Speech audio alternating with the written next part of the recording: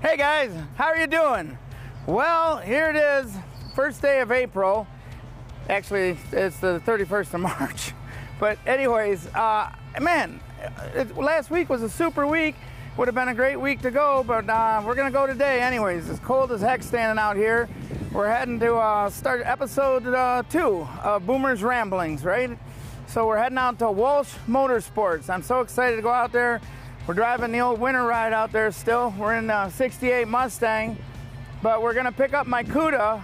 It's out at Walsh Motorsports, just got all tuned and ready for this summer, for some, you know, cruising, street action, whatever. We're gonna have a ball. I'm taking you guys with me, so let's get in the car, let's go for a ride, let's talk hot rods. And I will see you guys when we get to Walsh Motorsports.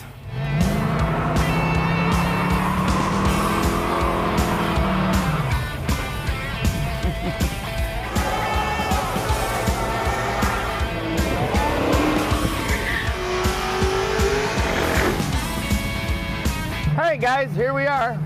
Well, I didn't get to say it outside because I don't know, it's cold, 30-some degrees, it's ridiculous. But I'm here with WTV10, got the camera guy with me. We're driving the Mustang and we're heading out to Walsh Performance. I'm excited to go there. I had met Donnie, I think it's Walsh Motorsports now that I think about it, but I had met Donnie in 2015. What had happened was, you know, you guys all know that I like the old hot rods and the gassers and stuff. But I have car ADD, I just like them all. And when I bought Shark Club in 14, I had decided that I was gonna be working my keister off, and so I wanted a fun car to drive back and forth to work every day, you know, from home, because I knew I wouldn't be really doing anything. So I bought a 2005 Mustang GT, I call it Baby, I still have it. And the reason I bought it is because of rear wheel drive, stick shift, a little V8 in and a 4.6. Well, I did all the iBox suspension on it, and Charlie did a bunch of work on it.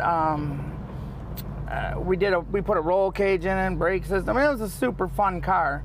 You know, did the simple stuff. But anything with that technology and tuning and all that stuff, that's above Big Daddy's pay grade. So what had happened was I wanted to put a Pro Charger on. Well, I take it back. I didn't know what I wanted to do, but I wanted to go faster. So I ended up hearing about, actually, Donnie Walsh had came to my motorcycle shop once and took me for a ride in his Mustang, and I was just in awe. But I didn't even put it together that it was him until somebody had sent me to his shop. So I got out there and I brought him the Mustang. He put a Pro Charger on it and tuned it and everything, and man, what a ball. We had a blast with that car.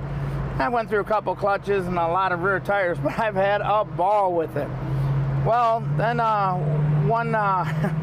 one summer, me and her are out messing around, me and you know, the enablers, Sandy, we're out messing around, and you know, we wouldn't street race or anything, you know, because you're not supposed to. But a guy in a Hellcat had pulled up next to us, and that was Hellcats were first starting to pop up. So we seemed to lean into the throttle a little bit. And Sandy, she's such my biggest supporter. She's like, you can outdrive him, you can outdrive him. So we leaned into it. And I don't know what happened, but that 4.6 and that GT compared to whatever Hellcat that was, all we seen was the emblem go by. It was like a semi rear-ended him, and he shot past us. So Sandy's like, well, you need to bump up your game. You need to bump up your game. So then I went shopping. Now, mind you, this is all years ago because I picked up my Shelby Mustang in 2018. So in 2018, I got that Mustang home, got it, and truthfully, I'm a GM guy, but I don't know, I got car ADD. I love them all. So I got home with that Mustang. You guys have seen it. Me and Sandy took it on Power Tour. We took it out, and I think it was 19, and raced it at Battle Creek at the airstrip for the flying half mile. And the car was amazing. Well, it went to Donnie Walsh out here again, that car, and he can tell us, but I mean, you know, I don't like to disclose everything, but it's got a lot of horsepower to the rear wheels. And it was awesome. So we've been driving that car all along, and we still, for what it's worth, you know, at the track and everything, we still have not been beat with that car, you know, at the track. You know, there are faster cars, I've just never come upon one. So then, last year, I think it was last year, I decided I just liked the Challenger body, and I'd always wanted to have one. So I, like always, look for a used car, and I found this 2014 Challenger, but it's been made to look like the old Cuda, the Cuda from, you know, in the 70s. So it's got some pretty cool, you know, the rear tail fin's cool. It's got scallops or whatever, scales in the fenders. It's got a killer grill in it. It's one of my favorite parts of the car. But I had bought that in Ohio, and it wasn't running right. Again, if it doesn't have carburetors and, you know, a Muncie 4-speed, I don't know. So again, the Cuda, it went out to Donnie Walsh's, and I want to wait to tell you about what a idiot your host looked like. They were really good to me, but there's a funny story. We'll talk about it when we're looking at the motor. But anyway, so the Cuda went out to Donnie's, and we come back, and it's super, runs like $1 million. But at the end of summer, I had a couple little issues that I had brought on myself because, well, I was doing a donut with the car, and something happened, and the camshaft went, and it was a kapooey. So it had went out there, and then I just brought it back out here to Donnie this spring. I just wanted him to re-dyno it, so hopefully we might see it on the dyno when we get here. Then you guys will know how much horsepower the Cuda has. And he just did some tinkering and whatnot with it, and me and the camera guy, Josh, everybody thinks it's Josh, my son. No, it's Josh, the camera guy. We're riding out in the 68 Mustang, and my buddy Shovelhead's behind me. He's gonna bring the Mustang back home because there's, you know, nothing wrong with this baby. Nothing a lot, anyways. And we're gonna drive the Cuda back home today. We're gonna give you the treat of walking through Donnie Walsh's shop.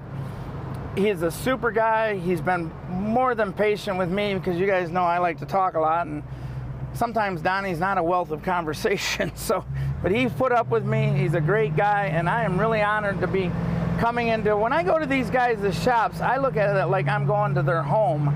And when they let us walk in with the camera and stuff, to me, it's a big deal. I'm very proud to do it. So I hope you guys enjoy it. We're just about, you know, we're 3 minutes away. So I hope you guys enjoy it, and I'll see you when we get to Donnie's.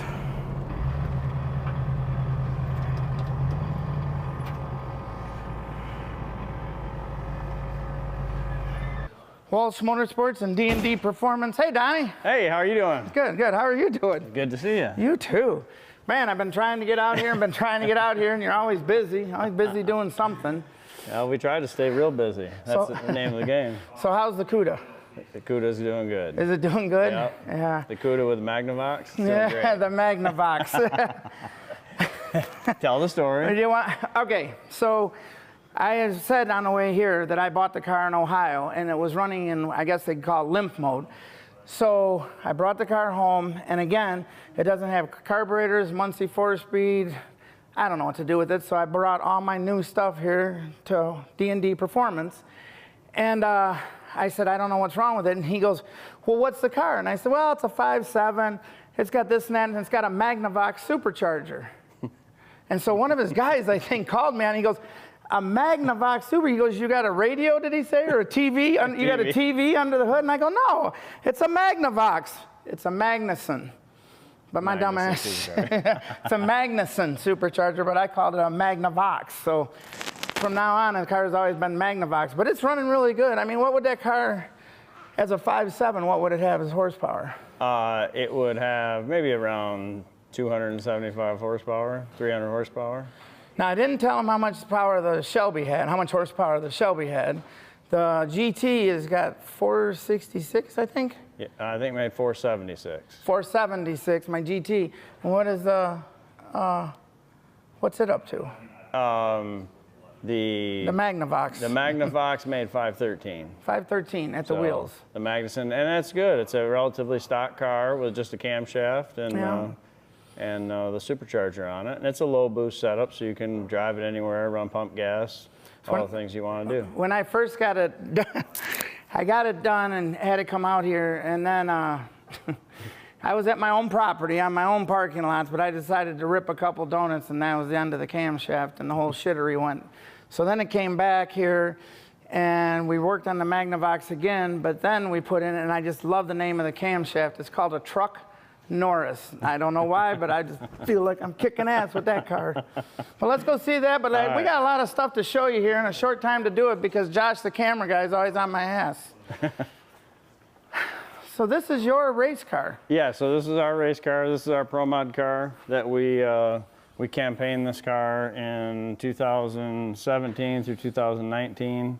We won the NMCA championship with it. We won 366 at 214 miles an hour in the 8th with it. 214 miles an hour. And we sold the car after we won the championship. And then recently we purchased the car back and kind of the car in shambles. And we're just rebuilding the whole car. We're updating the engine, the turbos, the transmission, the rear end. Can I stop you for a minute? Yep. Look how big the turbos are on this car. And there's two. Mm-hmm. There's two. So for those of you following my channel, you guys see me at the racetrack too. So basically, my fastest race car in the bunch would go get him his pop. Or go get him a sandwich, because I'd use that as basically a golf cart compared to this kind of stuff. This is way over my pay grade. Way over. And you see Justin hiding in there. He wired this whole car and is basically our lead tech and the crew chief on this race car. So he does all the tuning. Nice. And as you can see, can wire it and do everything that we do with this. Did you see all that wiring in there, Josh?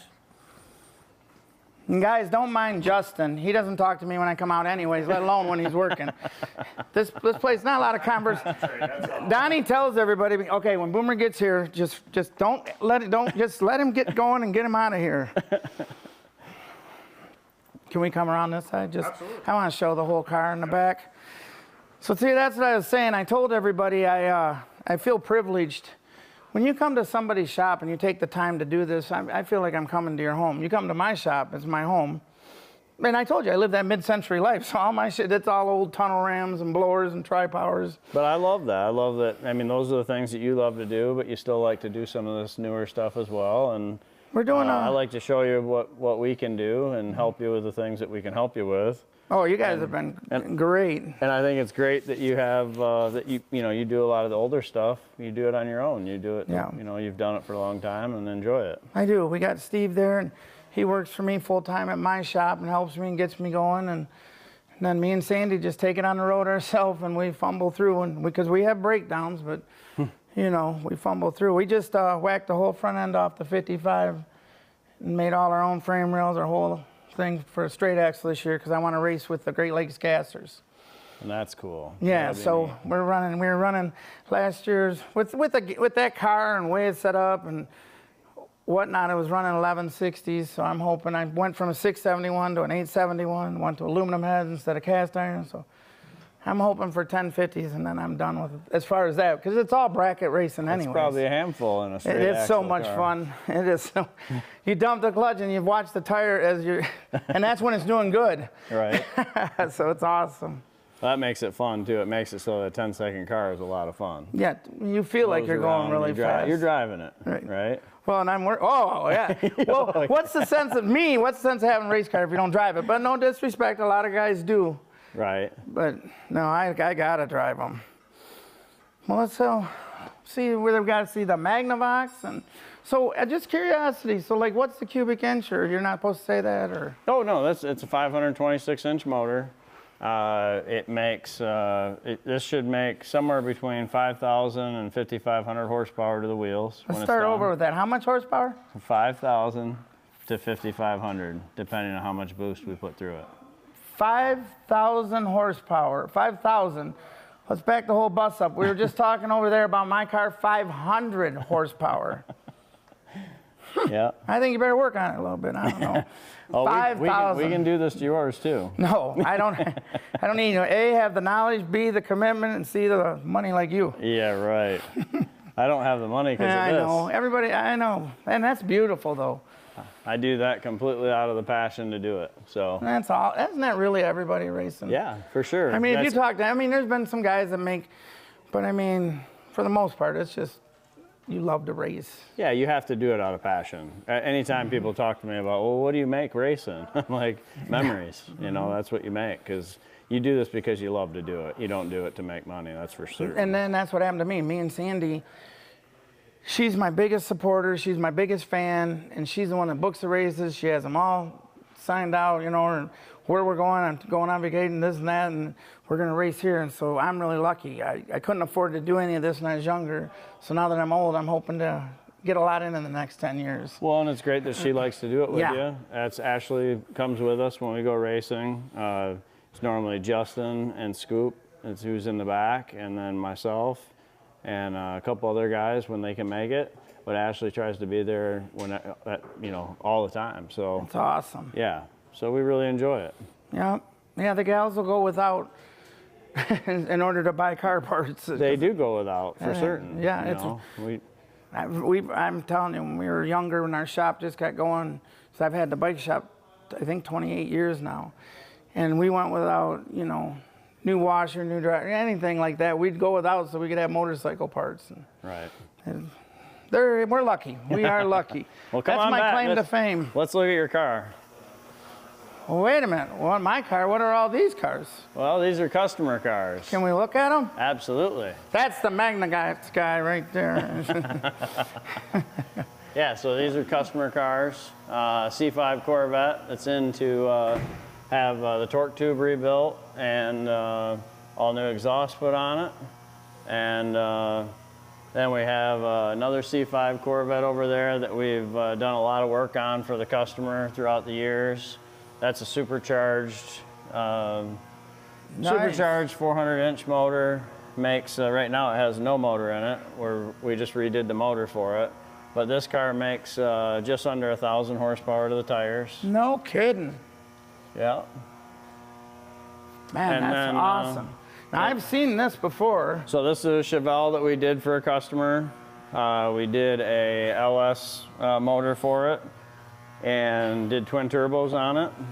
And this is just getting ready. This has a whole new short block in it. And we're getting ready to put it on the dyno and see what kind of power it makes. With the old motor, it made just under 700 horsepower. And we're hoping with the new motor to make closer to 800. God, it's awesome. So, And you know, I mean, as I said, I have car ADD, so I was laughing because I was out here talking about all the Mustangs, and I'm actually by heart a GM guy, I would say, but I love them all, and I like the new and the old body. I like old body. I like it all. Well, that's me. People ask, this whole business started with Mustangs for me. Fox Body Mustangs is what started this business.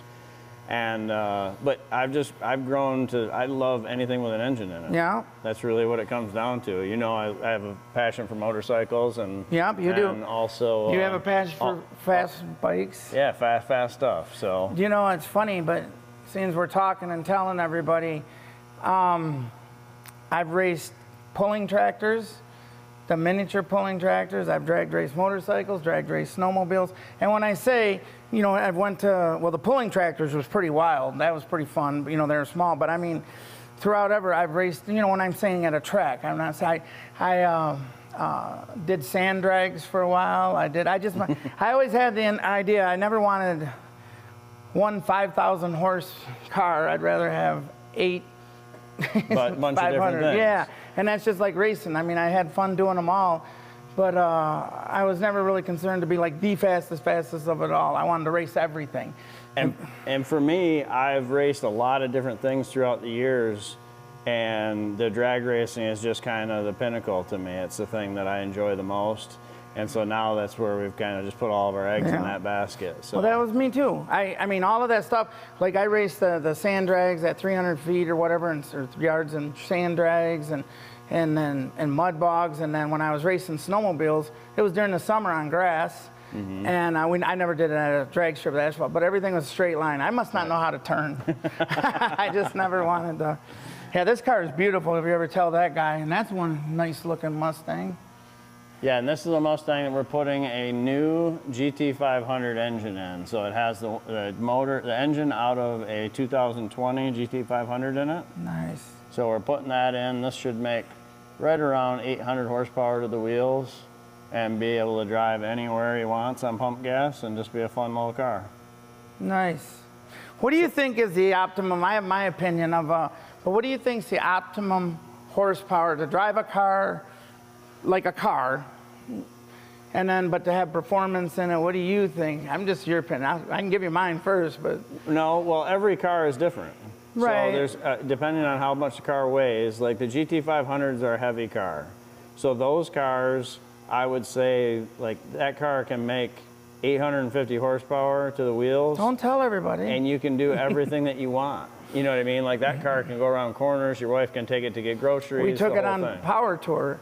Right. We went everywhere on it, and we were in Mexico. Don't you ever hear the guys doing videos? We were in Mexico and did my first freeway. That's where you're making your poles in Mexico? Yes, Mexico. I'm always racing in Mexico. But anyways, but my Shelby, it's okay to drive, but there's nothing wrong with it. But I think if you get around 500 horse to the rear wheels in a car, you can just have a ball and it lasts a long time, is my opinion. Oh yeah. But see, that number with technology just keeps growing. I know. It keeps going up where 600, 700, 800 horsepower cars are becoming very reliable, and that's our job. Our job is to point a customer in the right direction. And that's like when I talk to you, when you call me about different things, I try and help you with, if you want to do donuts, you can only make this much power. Yeah, I know, that's the problem. If you want to drive it like a normal guy, then you can do this much power. Well, here at D&D Performance, you have been nothing but steered me in the right way. Every time I've left, I've been more than happy. You guys ever get a chance to come out to D&D Performance and see Donnie, come on out here. He won't talk a lot, but he's really, really a nice guy, and he steers me the right way. I've never left here and thought, man, I spent too much for this, or I wish I wouldn't have done that. Don't say you've seen him on Boomer's Ramblings, because if you leave a message, Boomer's Ramblings, he won't even fucking call you back. So don't do that.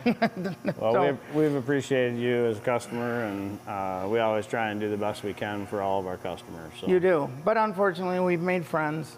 So now even Very worse. fortunate. Oh yes, I know. We have a ball.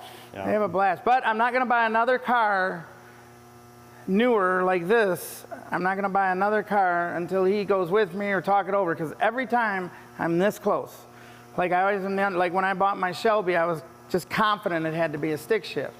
But then now I see everybody with the 10 speeds, and I'm like, that was a dumb idea. Well, and that's the thing. If you want to drag race and be fast at drag race, and a lot of the cars now with the power they make, you're better off with an automatic. Yeah. So. And that's one of the things that I wished I'd have rethought. But I've been having fun. Like this, after I bought it, I could have, if I thought about it, I could have just bought a Hellcat, but wouldn't have had the Magnavox. Wouldn't have had a Magnavox on it. So. But we brought it out here, didn't you? You lowered the car originally, right? Yep. Yeah, you lowered the car, and then you got it all running, because when I brought it, it would only go to 3. I drove it home from Ohio, and at 3,000 RPMs, it would just shut off. Yeah. And you guys worked all that out, and then, well, you guys did exhaust on it for me, and then you did, the tune was wrong. The whole tune was wrong. Yeah, we retuned it, and then you put got the Magnavox working right, and retuned it, and it was running great. The Magnuson is all working the good Magnuson. now. And then I tore up the motor doing donuts. So then it came back, and then we got the new camshaft, and I think that's pretty much. Yeah, and that's a real common thing to have the issue that you had with the lifter. So it wasn't just your donuts, it was probably just time. I know. But I still like to beat up on you. I know, but it was a cool car. It's only got 60,000 miles, I think. It was a nice car. I plan on keeping it. You're gonna laugh, but I think I'm gonna get rid of the Shovelhead Joe and his son came with me today. I don't know where they went, but they were here. But I think I'm gonna, I might sell the GT to Joe. The Mustang GT? Yeah. Yeah, you're gonna let it go, huh? I think so. I mean, it's just at a point. I mean, I like collecting them, but none of my collection 20 years from now is gonna be worth a ton of money, I don't think. Well, it's about the things that you like. It doesn't really matter about what they were gonna be worth. Some of it is. I don't know. Somebody a long time ago said, you don't sell it, you just put it away and work harder and get the next. So I've done that, and I got quite a collection of this stuff. Right. Man, well, sometimes too, it's a lot to take care of that stuff, so you got to think about that as well. I'd like to see somebody else get it and enjoy it. Because that car, it's just flawless. It just starts, runs. It's just a beautiful little car. But I think if I get rid of the GT, I would drive the Shelby a lot more. Right. As I thought. So before I get out of here, were you able to, can we do a dyno pull with it? Yeah, why don't we get Justin over here, and we'll get Justin and Max over here, and we'll make a pull with it.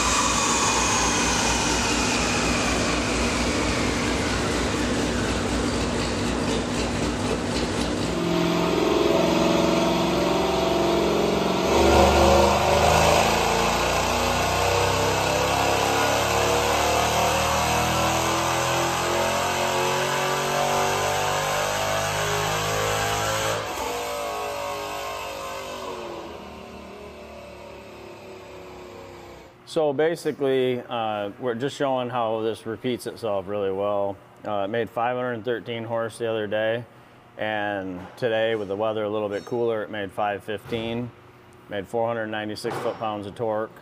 And then you can look at the air-fuel ratio, it's right around 11.9 to 12.0 all the way across. So it's a safe setup for you at a low boost, and that's it. You're all set. So it, and you set them up for me so I can drive them and play with them and have fun, but I'm not on the ragged edge. Absolutely. And that's why we didn't go with more boost on this with the 5.7 engine. It doesn't like to have a ton of boost in it. I don't have a whole bunch of confidence in the 5.7 either, so, but you know, it is what it is. You will. The next one, we'll find a Hellcat, and then, but I don't know if you got a chance. I was telling you about like the scallops and the fenders, and then the grill of the car is one of my favorite parts. And I will say this, wherever, like we've repainted it, that grill when I got it was white and a bunch of other stuff, but we, I got to put the red lights in the front. That's kind of my thing. So all my cars have the red hoilos now. But anyways, I lost track. Oh, wherever I go with it, though, I get a lot of compliments because it looks so much different than a normal Challenger.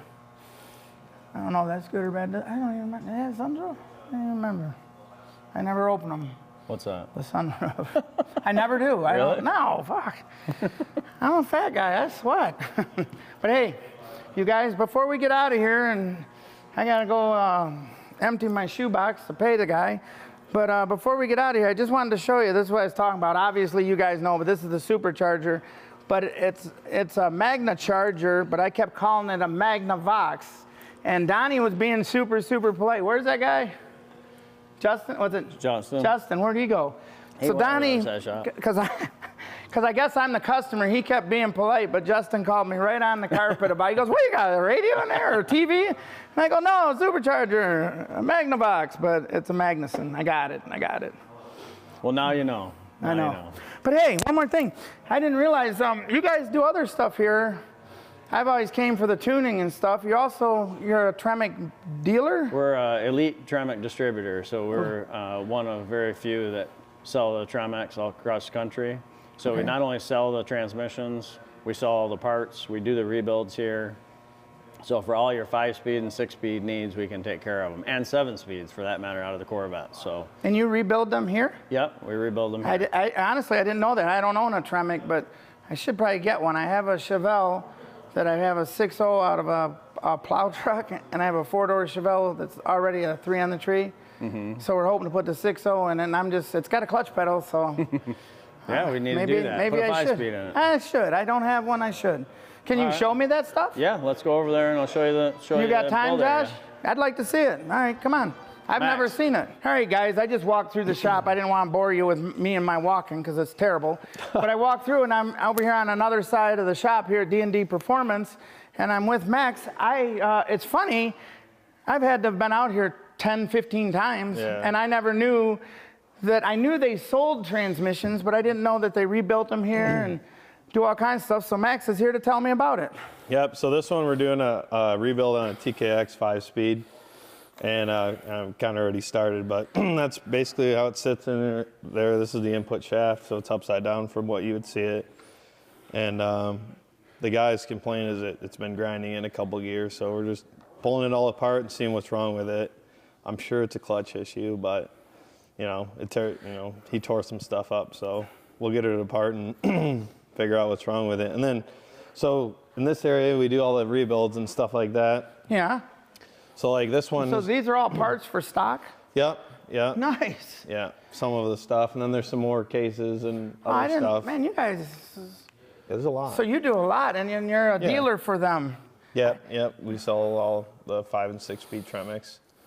So so like all this stuff, this is a Magnum XL, so this one's already tore apart. So this is a 6-speed. And you can put it all back together? Yeah.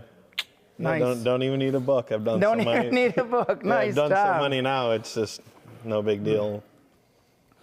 Donnie was telling me I needed a Tremec to put in our next project behind we're going to do an LS there, but I'm not going to do What? I got a 68 Chevelle 4-door. Ooh, and I want to, it's a 3 on the tree. Yeah. So I'm going to put 4 type of chairs in it and make a console, and then I'm going to put the 6.0 because I've been saving them because of plow trucks and stuff. Yeah, and now I'm like, this is ridiculous. We got to do something. Yeah.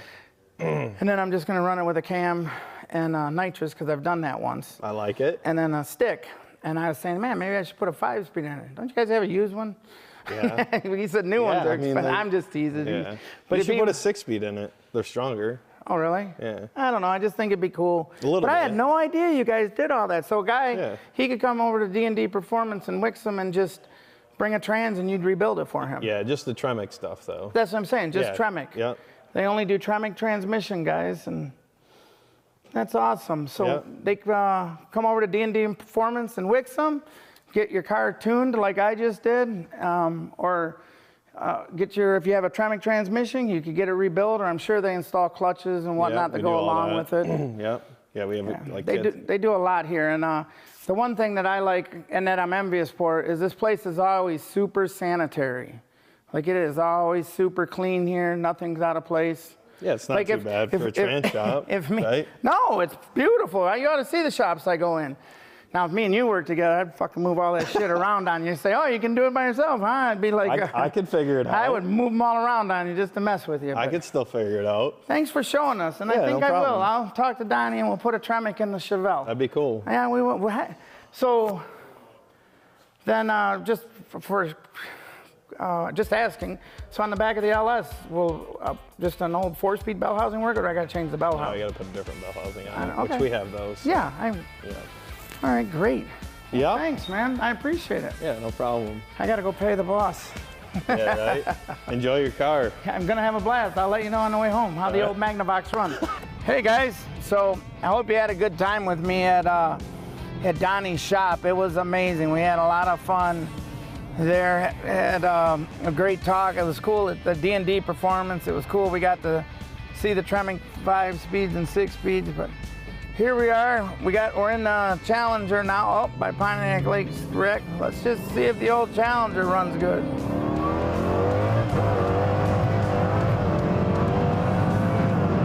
Oh, there you go, 35.